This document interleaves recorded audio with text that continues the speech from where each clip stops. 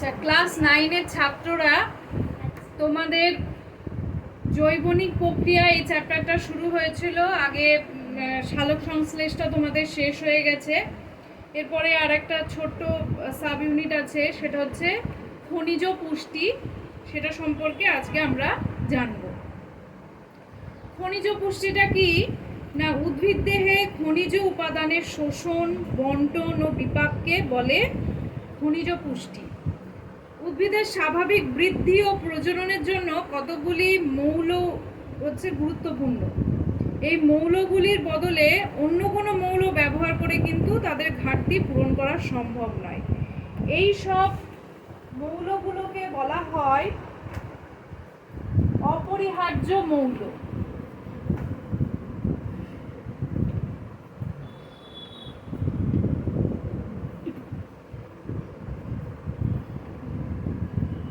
এইসব মৌলগুলোকে বলা হয় অপরিহার্য মৌল। তাহলে অপরিহার্য মৌল কোনগুলো না, যে সব অপ্রতিস্থাপনযোগ্য মৌল সরাসরি বা প্রত্যক্ষভাবে উদ্ভিদের পুষ্টি, বৃদ্ধি, বিপাক ও প্রজননের জন্য প্রয়োজনীয়, তাদেরই বলা হয় অপরিহার্য মৌল বা ইংলিশে এসেনশিয়াল এলিমেন্টস। আচ্ছা, এই যে এসেনশিয়াল এলিমেন্টস বা অপরিহার্য মৌলগুলোর কথা বলছি, এগুলোকে আবার দুভাগে ভাগ করা হয়। কোষের স্বাভাবিক গঠন এবং বিপাকের জন্য অপরিহার্য মৌলগুলো গুরুত্বপূর্ণ এবং এরা দেহে নানা প্রকার রোগ প্রতিরোধ করে। এবং এই প্রকার এই ধরনের অপরিহার্য মৌলগুলোকে তারা কতটা পরিমাণে লাগছে, বেশি পরিমাণে লাগছে না কম পরিমাণে লাগছে, তার উপর ডিপেন্ড করে দুভাগে ভাগ করা হয়, ম্যাক্রোনিউট্রিয়েন্ট আর মাইক্রোনিউট্রিয়েন্ট।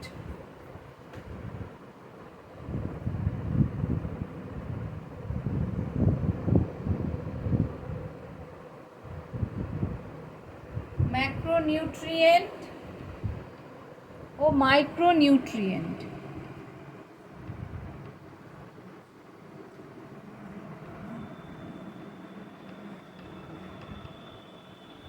এই দুভাগে এই অপরিহার্য মৌলগুলোকে বা এসেনশিয়াল এলিমেন্টসগুলোকে ভাগ করা হয়।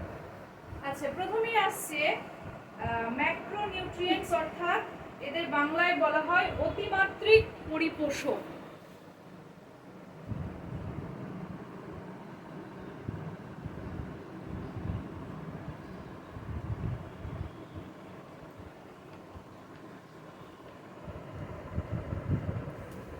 ম্যাক্রোনিউট্রিয়েন্টসের বাংলায় বলা হয় অতিমাত্রিক পরিপোষক।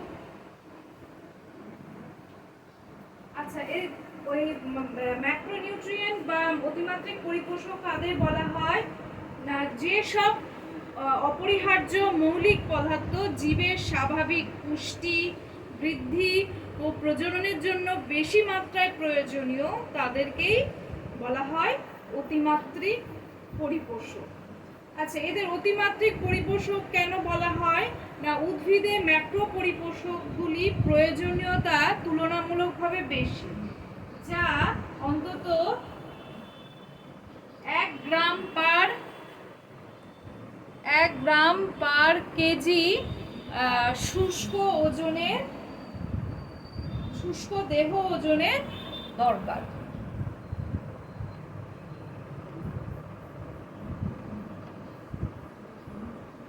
শুষ্ক দেহ ওজনে দরকার। তাহলে কি বললাম যে ম্যাক্রোনিউট্রিয়েন্টস গুলো কত পরিমাণে দরকার, 1 গ্রাম পার কেজি শুষ্ক দেহ ওজনে এদের দরকার। এই জন্য এদের বলা হচ্ছে কি ম্যাক্রোনিউট্রিয়েন্টস। এই ম্যাক্রোনিউট্রিয়েন্টস কোনগুলো না, কার্বন, অক্সিজেন, হাইড্রোজেন, নাইট্রোজেন ইত্যাদি, এইগুলো হচ্ছে কি ম্যাক্রোনিউট্রিয়েন্টস। তারপরে আসছি মাইক্রোনিউট্রিয়েন্টস, বা এদেরকে বলা হয় স্বল্পমাত্রিক পরিপোষক। স্বল্পমাত্রিক পরিপোষক। আচ্ছা, স্বল্পমাত্রিক পরিপোষক কাদের বলা হচ্ছে না যেসব অপরিহার্য মৌলিক পদার্থ জীবের স্বাভাবিক পুষ্টি বৃদ্ধি ও প্রজননের জন্য স্বল্প মাত্রায় প্রয়োজনীয় বা কম মাত্রায় প্রয়োজনীয় তাদেরকে স্বল্পমাত্রিক পরিপোষক বা মাইক্রোনিউট্রিয়েন্টস বলা হচ্ছে। এবং এদের স্বল্পমাত্রিক কেন বলা হচ্ছে? কারণ এই মাইক্রো পরিপোষকগুলির দৈহিক চাহিদা হচ্ছে অনেক কম, ম্যাক্রোনিউট্রিয়েন্টসের তুলনায় অনেক কম। এটা হচ্ছে 100 মিলিগ্রাম পার কেজি শুষ্ক ওজন, 100 মিলিগ্রাম পার কেজি শুষ্ক ওজনে দরকার, যেটা অতিমাত্রিক ছিল 1 গ্রাম পার কেজি শুষ্ক ওজন। সেক্ষেত্রে সেই জায়গায় দেখা যাচ্ছে কি মাইক্রোনিউট্রিয়েন্টসগুলো হচ্ছে 100 মিলিগ্রাম পার কেজি শুষ্ক ওজন। যেহেতু এরা অনেকটাই কম মাত্রায় দরকার হয়, তাই এদের বলা হয় মাইক্রোনিউট্রিয়েন্ট বা স্বল্পমাত্রিক পরিপোষক। এই স্বল্পমাত্রিক পরিপোষকগুলো কোনগুলো? না কপার, ম্যাঙ্গানিজ, জিঙ্ক, বোরন, এইগুলো। কপার, ম্যাঙ্গানিজ, জিঙ্ক, বোরন, হ্যাঁ, এইগুলো হচ্ছে স্বল্পমাত্রিক বা মাইক্রোনিউট্রিয়েন্ট। এবং এদেরকে অনেক সময় ট্রেস এলিমেন্টও বলা হয়। কেন বলা হয়? না মাইক্রো উপাদানগুলি অত্যন্ত অল্প পরিমাণে লাগে, তাই এদের অনেক সময় ট্রেস এলিমেন্টও বলা হয়। আচ্ছা, এবার আসছি যে এই যে মাইক্রো বা ম্যাক্রো এলিমেন্টগুলোর কথা বললাম, এগুলো উদ্ভিদ দেহে এই যে এই এলিমেন্টগুলো বা এই মৌলগুলো কিন্তু অপরিহার্য বা এসেনশিয়াল এলিমেন্ট, এবং এরা উদ্ভিদ দেহে কি কাজ করে সেই সম্পর্কে একটু জানবো।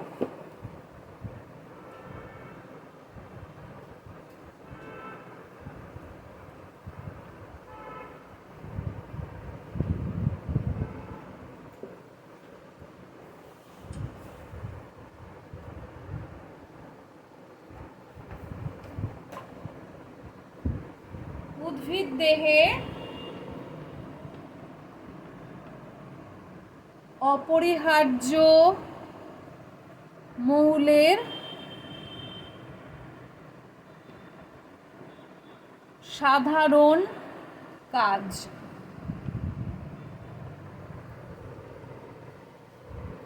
আচ্ছা, কি কি কাজ করে?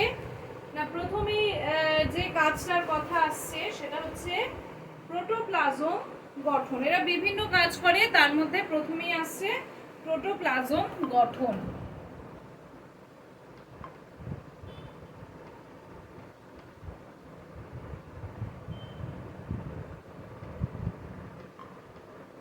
প্রোটোপ্লাজম গঠন। আচ্ছা, এক্ষেত্রে কি না উদ্ভিদ কোষের প্রোটোপ্লাজমে protein, nucleic acid, chlorophyll, cytochrome, ferredoxin প্রভৃতির গুরুত্বপূর্ণ গঠনগত উপাদান থাকে, এবং এগুলি গঠনের জন্য অপরিহার্য কিছু মৌল লাগে, যেমন হচ্ছে কার্বন, হাইড্রোজেন, অক্সিজেন, নাইট্রোজেন, তারপরে সালফার, ফসফরাস, ম্যাগনেসিয়াম, আয়রন, হ্যাঁ, এগুলো হচ্ছে এই মানে এরা অংশগ্রহণ করে এই প্রোটোপ্লাজম গঠনে, উদ্ভিদের প্রোটোপ্লাজম গঠনে এরা অংশগ্রহণ করে। আচ্ছা, এরপরের যে কাজটা সেটা হচ্ছে উৎসেচক গঠন।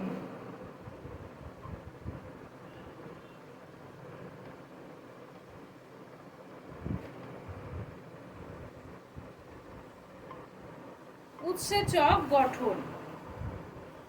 আচ্ছা, কোষের যে বিপাকীয় কাজের পরিচালনার জন্য বিভিন্ন উৎসেচক লাগে, এটা আমরা জানি। বিভিন্ন উৎসেচকের প্রয়োজন, যেমন hexokinase, RuBP, carboxylase, hexokinase, RuBP, carboxylase, এরকম বিভিন্ন উৎসেচক বিপাক ক্রিয়ার জন্য লাগে।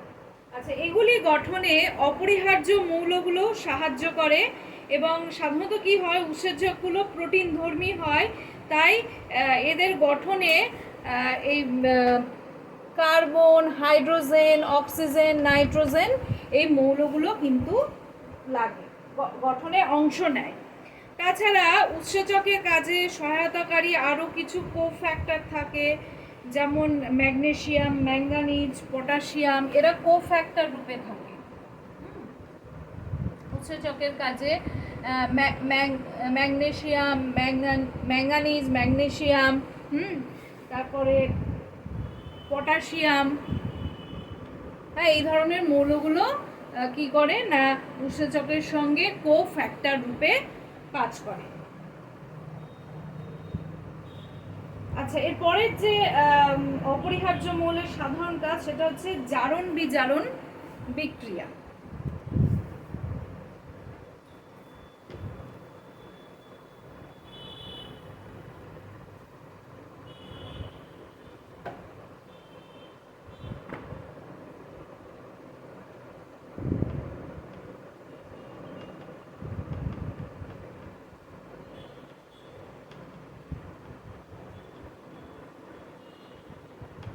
জারণ বিজারণ বিক্রিয়া।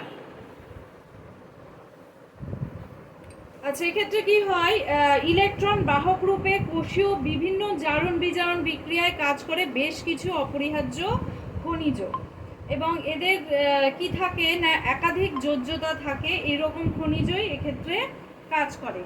যেমন লোহা, লোহার দু রকম আছে, Fe2+ ও Fe3+। আবার তামার ক্ষেত্রেও দু রকম দেখা যায়, Cu+ এবং Cu2+।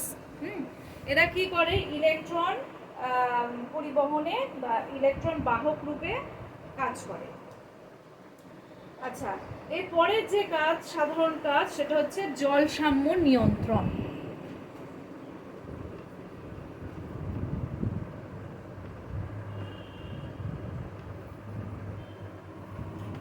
জল সাম্য নিয়ন্ত্রণ। জল সাম্য এক্ষেত্রে কি হয়, কোনো খনিজ পদার্থ কোষের ভেদ্যতা বাড়িয়ে জল প্রবেশে সাহায্য করে, যেমন সোডিয়াম, পটাশিয়াম জল প্রবেশে সাহায্য করে।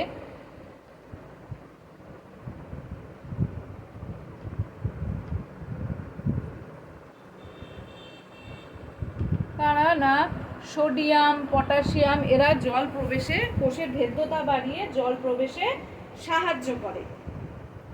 আবার কিছু কিছু আছে কোনো কোনো মৌল, এরা আবার ভেদ্যতা হ্রাস করে জল প্রবেশে বাধা দেয়। যেমন হচ্ছে জল প্রবেশে বাধা, এরকমও কিছু মৌল আছে, যেমন হচ্ছে ক্যালসিয়াম। হ্যাঁ, এভাবে কি করে না খনিজগুলি প্রয়োজন মতো বিন্যস্ত হয়ে কোষে জল সাম্যতা বজায় রাখতে সাহায্য করে। আচ্ছা, এরপরে যে সাধারণ কাজ সেটা হচ্ছে ক্লোরোফিল সংশ্লেষ।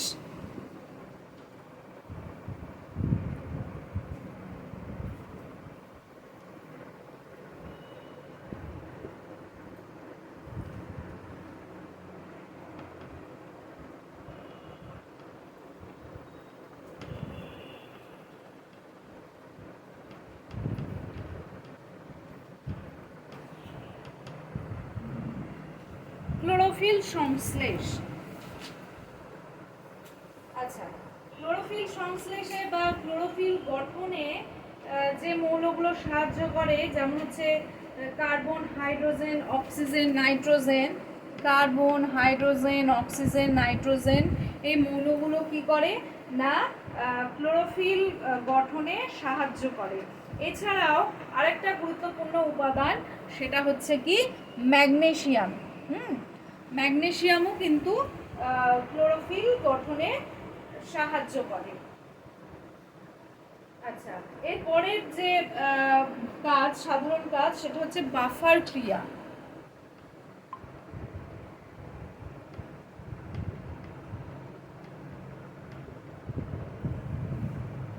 বাফার ক্রিয়া।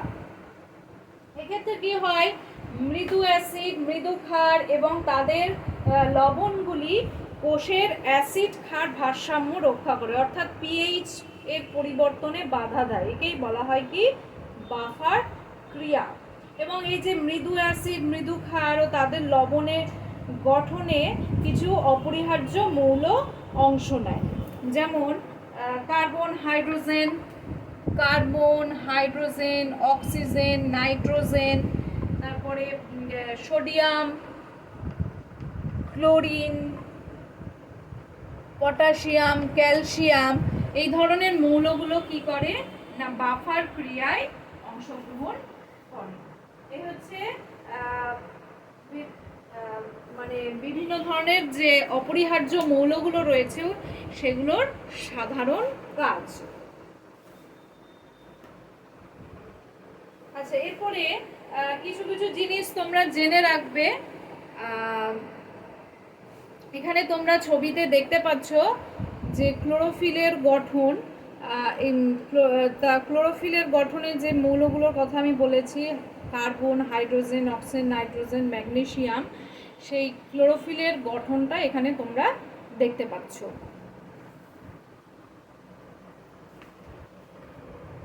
আচ্ছা, এরপরে কিছু কিছু জিনিস তোমরা একটু জেনে রাখবে।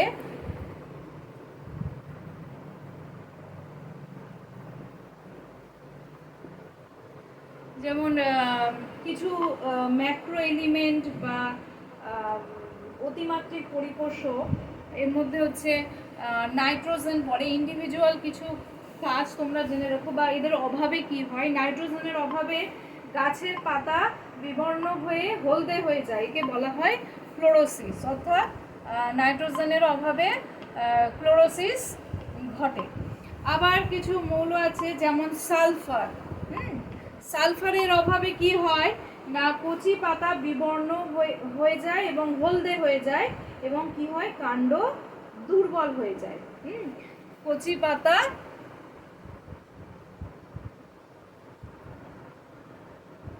কচি পাতা বিবর্ণ হয়ে যায় এবং কি হয় হলদে হয়ে যায়, আর কাণ্ড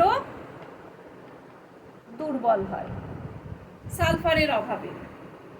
আবার ফসফরাস, এর অভাবে কি হয় না নেক্রোসিস নামক একটা রোগ হয়, কাণ্ড পাতা নীলাভ সবুজ বর্ণ ধারণ করে, নেক্রোসিস হয়।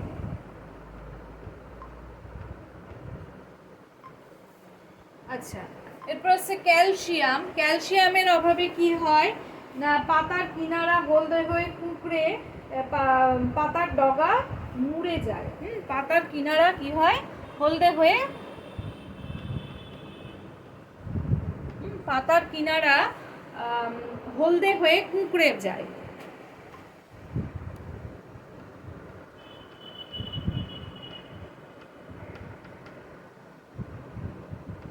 এটা হচ্ছে ক্যালসিয়ামের অভাবে হয়।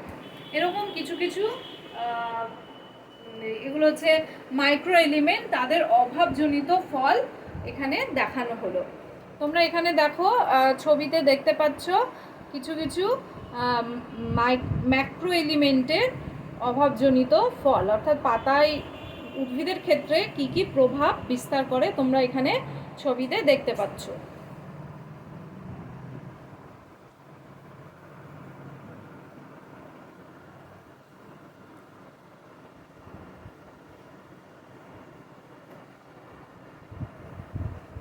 আচ্ছা, এবারে কিছু মাইক্রো এলিমেন্টের অভাবজনিত ফল সম্পর্কে জানবো।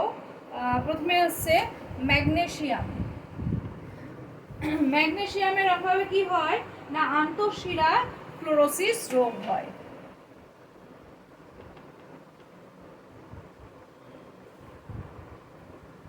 আন্তঃশিরা ক্লোরোসিস হয়,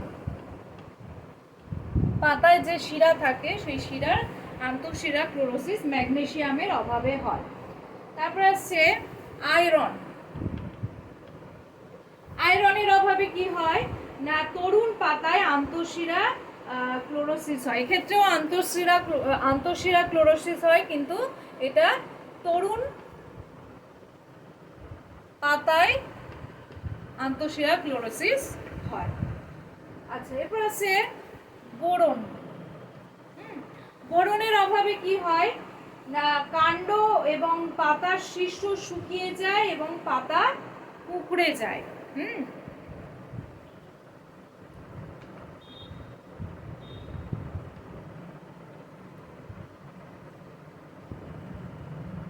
কাণ্ড ও পাতার শীর্ষ কি হয় বললাম, শুকিয়ে যায়, আর কি হয় না, পাতা কুঁকড়ে যায়।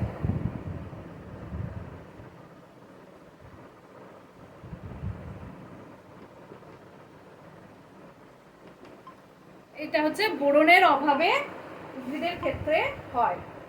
আরেকটা জিনিস আছে, সেটা হচ্ছে মলিবডেনাম। মলিবডেনামের অভাবে কি হয়, বিনে স্কার। হ্যাঁ, বিন একটা সবজি, বিনে কি হয়, স্কার রোগ হয়। এক্ষেত্রে স্কার রোগ হয়। আবার ফুলকপিতে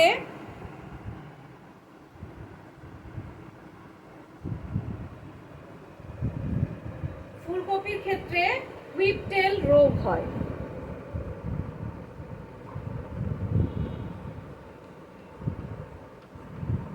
এটা হচ্ছে মলিবডেনামের অভাবে ঘটে থাকে।